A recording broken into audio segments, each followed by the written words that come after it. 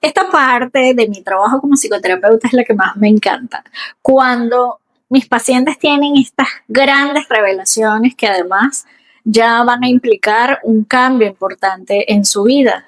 Y además esta frase es muy significativa porque le pasa a muchas personas, como a mi paciente, cuando dice, vivo como una marioneta con puros debería y ya entendí que es para no hacerme responsable de mí. Esa palabra, la responsabilidad, es además parte de lo que dio origen a mi página web, La culpa es tuya, porque hacerse responsable es otro nivel de conciencia, en vez de estar viviendo sintiéndose culpable. Y aquí, por supuesto, viene la pregunta obligada, si eres una marioneta o te sientes como una marioneta, ¿quién mueve los hilos? ¿Quién dice lo que tienes que hacer, lo que se debe hacer? ¿Quién te obliga a hacer cosas en tu vida que de verdad no quieres, pero igual vas y las haces? Bueno, esto nos lleva entonces a revisar un concepto psicológico del principio de la historia de la psicología y Sigmund Freud con su teoría de la personalidad.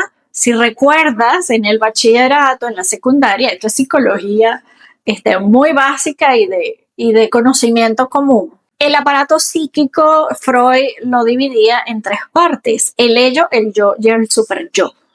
Y este super yo es precisamente esa parte de la personalidad que controla o dirige los aspectos morales y éticos que han sido internalizados además de los padres y de la sociedad. Para que este aparato psíquico funcione bien, el super yo sería el que se encarga de controlar al yo consciente para que la persona se comporte de acuerdo a no su realidad, sino a un ideal que además es impuesto desde afuera y ayuda también a reprimir esos impulsos relacionados con la libertad, el placer, el disfrute, el gozo, que sería el ello. El super yo entonces termina siendo esa instancia que como juzga al yo, es decir, la propia persona, ¿verdad? Que ya es grande, que ya no tiene un papá o una mamá que le diga lo que tiene que hacer, aunque sé que algunas personas todavía con 40, 50 años hacen lo que los padres quieren, por ejemplo. Realmente se vuelve patológico o problemático o conflictivo cuando la gente vive con culpa porque pareciera que todo lo hace mal, porque transgredir las normas implica una falta, una traición inclusive a las figuras de autoridad. Además de la culpa, que también puede ir acompañada de la vergüenza, termina la gente sintiendo miedo. ¿Pero miedo a qué? Miedo a vivir. Miedo a vivir la vida. ¿Qué significa eso? Vivir la vida es hacer lo que tú quieres. Y no es que no sea importante que tengamos una regulación moral. El problema está cuando esto se convierte en lo que dirige tus acciones y tus decisiones y por supuesto te va desconectando del placer y la vida se vive como obligada.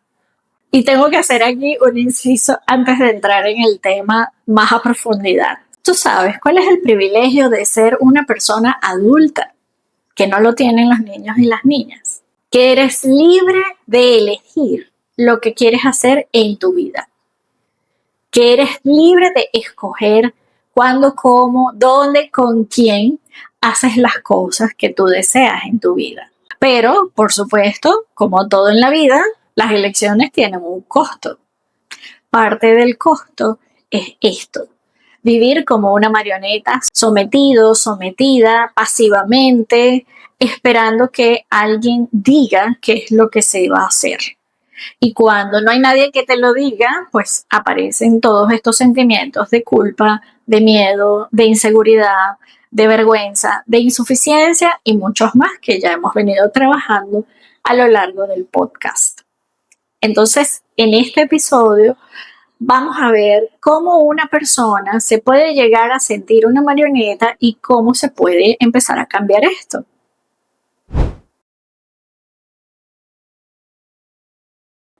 El caso de mi paciente comienza por una historia de mucho maltrato dentro de su dinámica familiar. Y una vez trabajado entonces los aspectos de este trauma y los sentimientos relacionados con esta parte de su historia, comienzan a emerger estos otros temas desde la adultez y desde la conciencia, que realmente son los que se pueden cambiar a voluntad, pero que es necesario hacerlos conscientes. Y parte de eso entonces es el uso del lenguaje, de cómo usamos ciertas palabras en nuestra vida cotidiana. Y esto es importante porque el lenguaje es una expresión del pensamiento. El pensamiento también nos impulsa a la acción y para ello, antes de nosotros actuar o hacer cualquier cosa, eso ya está creado en nuestra mente con imágenes y palabras y esa acción virtual es la que se va a traducir entonces en esta acción en la realidad concreta. Pero el uso del lenguaje, las palabras, para nosotros son muy importantes en lo que son los pensamientos, las creencias, ese diálogo interno con el cual nos comunicamos con nosotras y nosotros mismos y con los demás. Es importante revisarlo porque en este tema de cómo la gente aprende a vivir bajo los debería, pues hay tres conceptos o tres palabras diferentes y es importante escoger con cuál te vas a manejar si quieres hacer de verdad un cambio o prefieres quedarte como mi paciente, viviendo como una marioneta.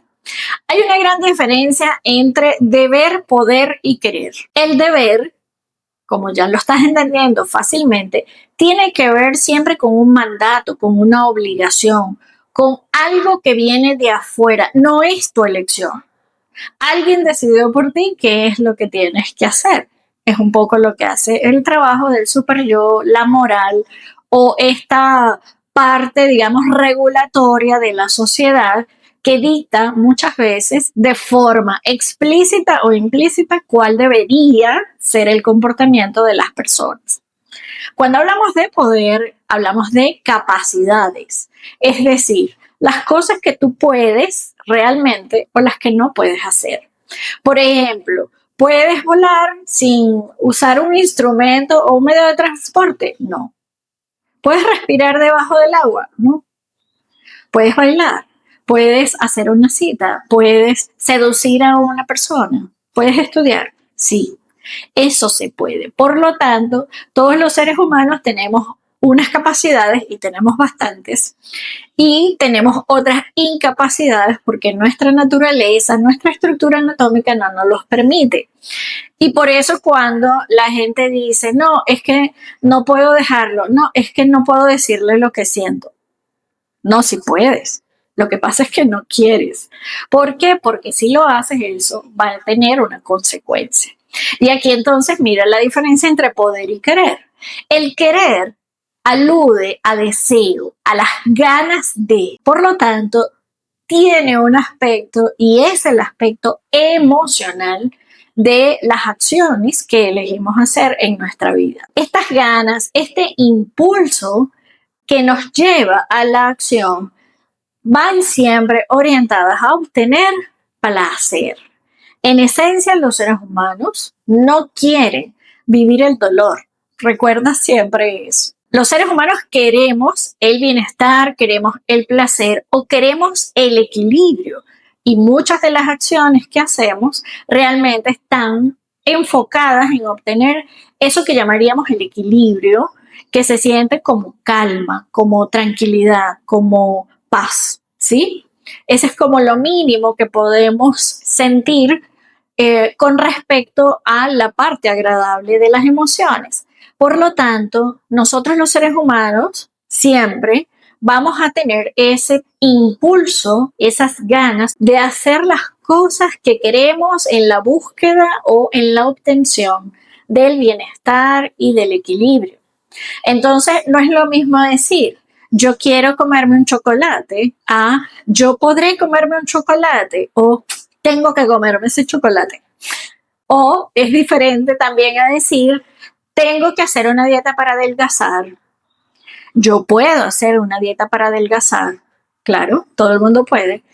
O decir, yo quiero hacer este régimen alimenticio para adelgazar. En ese momento, el querer es tu elección voluntaria y consciente. Y fíjate que no es casual que los seres humanos tengamos esa capacidad de elegir, que como ya te comenté en los 2 episodios anteriores acerca de la toma de decisiones, es para poder escoger entre varias alternativas de solución o de acción en el momento en que yo quiero o necesito solucionar un problema en mi vida. Y creo que te lo mencioné en el episodio anterior, pero donde está una de las grandes dificultades en la toma de decisiones es que cualquier elección que hagas, cualquier alternativa que escojas va a tener consecuencias. Parte de este problema con mi paciente es precisamente, ¿verdad? Cuando decía, es que no quiero hacerme cargo de mí, es que no quiero crecer, es que no quiero ser como una persona adulta, ¿sí?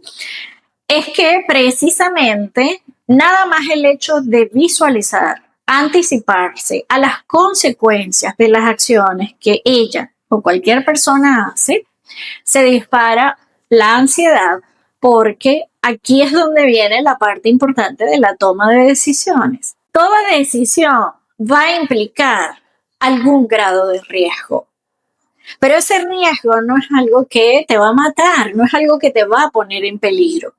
Es un riesgo porque va a venir un cambio, va a pasar algo diferente.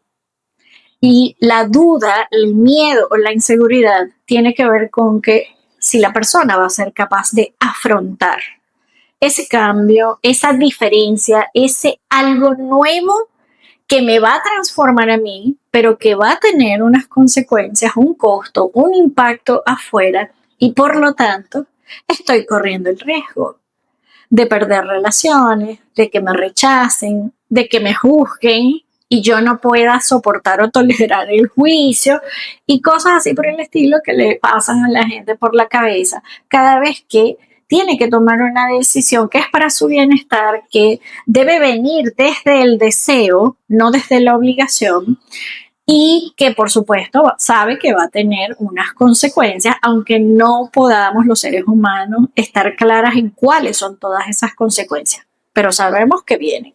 Así que una persona adulta, responsable, madura, equilibrada, es aquella que está dispuesta a afrontar lo que venga, que sabe que va a poder con lo que venga, porque si no lo vive, si no lo descubre, si no lo experimenta, no va a haber ningún cambio, ningún resultado. Y aquí también es importante porque en la toma de decisiones y en la solución de problemas, como en muchas cosas en la vida, se aprenden a través de un mecanismo que llamamos por descubrimiento. Ese insight, ese ajá, ya entendí, o esos aha moments, como dicen por ahí, eso se llama aprendizaje por descubrimiento. Y la única forma, muchas veces, de aprender en la vida es descubriéndolo, haciéndolo, experimentándolo con todo tu ser, no solamente desde lo racional, es desde lo racional, lo corporal, lo emocional. Eso todo viene junto. Cada acción que hagamos en la vida, desde las más sencillas hasta las más complejas, involucran estos 3 niveles: el pensamiento, la conducta, la acción y los sentimientos y emociones que los acompañan. Entonces, si pudiésemos definir qué sería una persona adulta sana, madura, responsable y consciente, es que estos 3 aspectos estén alineados. Es lo que se llama congruencia. Que el pensamiento, el sentimiento y la acción estén alineados. Si esto no es así, difícilmente la gente va a estar satisfecha. Puede que lo resuelvas, pero tranquila, satisfecha, contento, sintiéndote exitoso, pleno, feliz, no va a ser.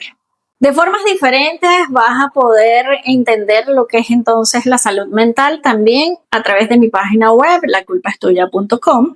Hay 200 audioayudas con diferentes temas de psicología que involucran muchos de estos conceptos. Puedes ir por allá y donde dice listado de audioayudas, escribe cualquier palabra que te interese emoción, conducta, independencia, autonomía, responsabilidad y te va a llevar a las audioayudas que hablen con respecto a ese tema. Y no olvides por aquí suscribirte y darle like a este episodio, a todos los que te gustan y compartirlo con la gente que para ti sea importante o que tú consideres que necesita esta ayuda.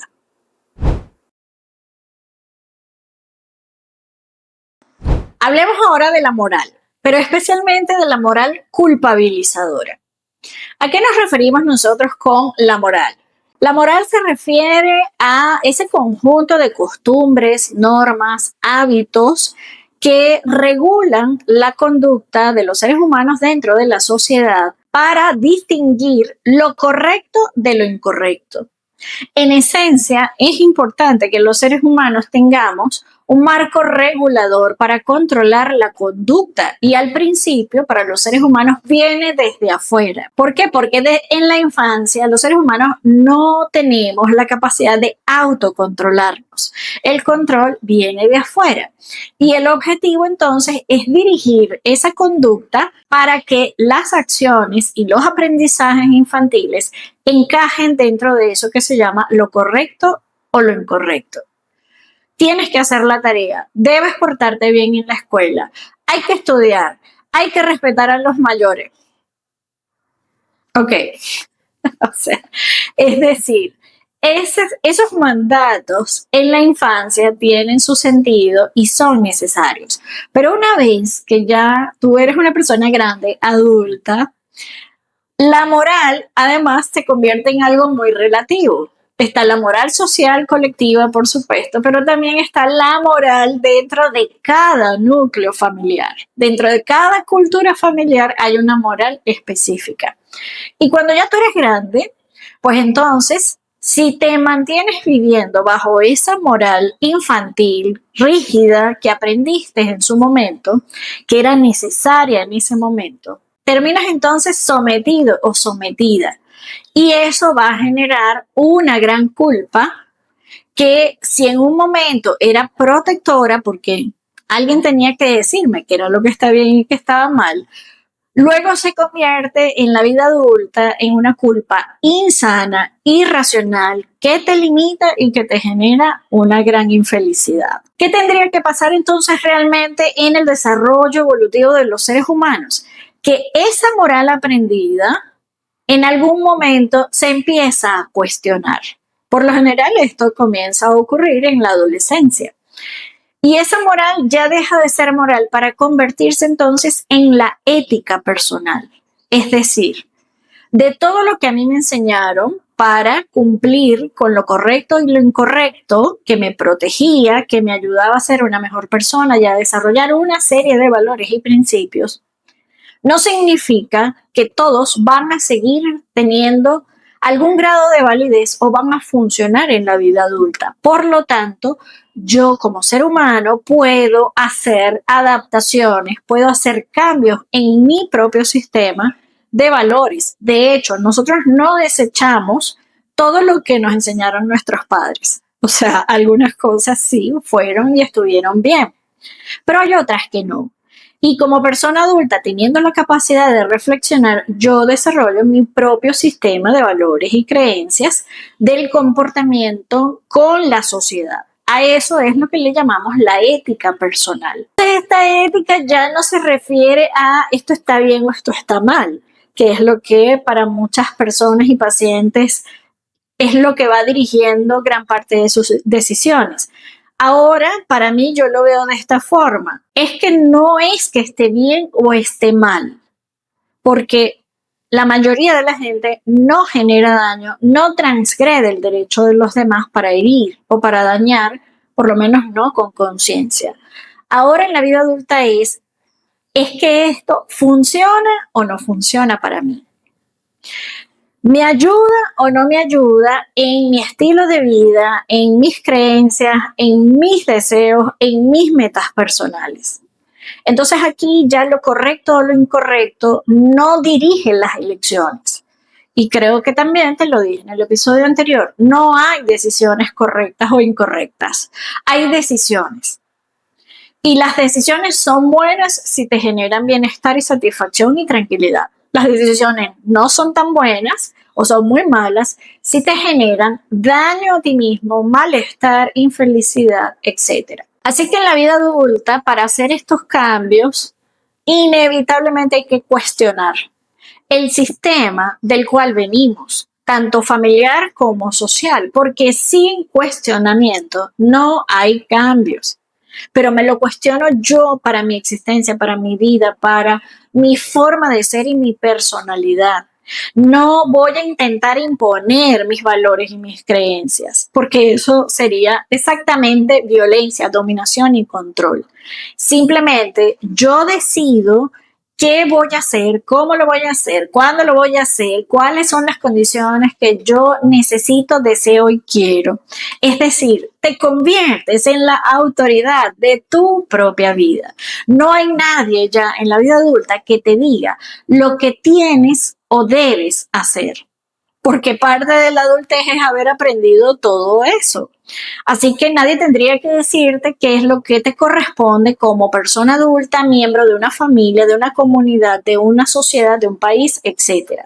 Pero lamentablemente, si no se da este cambio, ¿verdad?, de cuestionar los sistemas y no se desarrolla una ética personal que vaya alineada contigo mismo, estos hilos invisibles los está moviendo cualquier figura de autoridad que esté incorporada en tu psique, llámese mamá, papá, jefe, estado, etcétera, donde pasivamente te quedas esperando a que digan qué vas a hacer. Entonces, es tu decisión ahora como persona adulta escoger qué es lo que quieres hacer. Si no se da este cambio, este cuestionamiento para el desarrollo de la ética personal, lo más seguro es que como mi paciente termines viviendo como una marioneta sometida y sintiéndote y comportándote de una forma inmadura e infantil. Porque como adulta, como adulto, no creces. Y esto va a tener consecuencias a nivel de salud mental.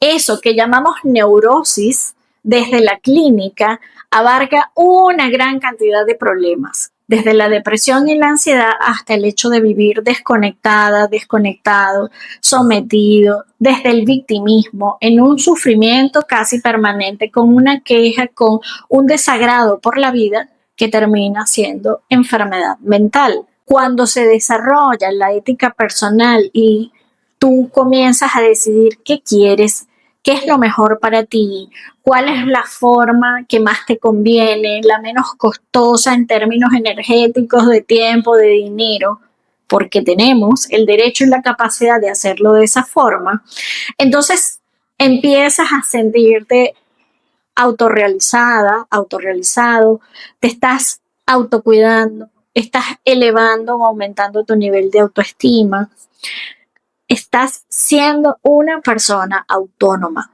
y responsable de tu existencia. Y esto es lo que siempre vas a escuchar de mí con respecto a lo que implica la salud mental.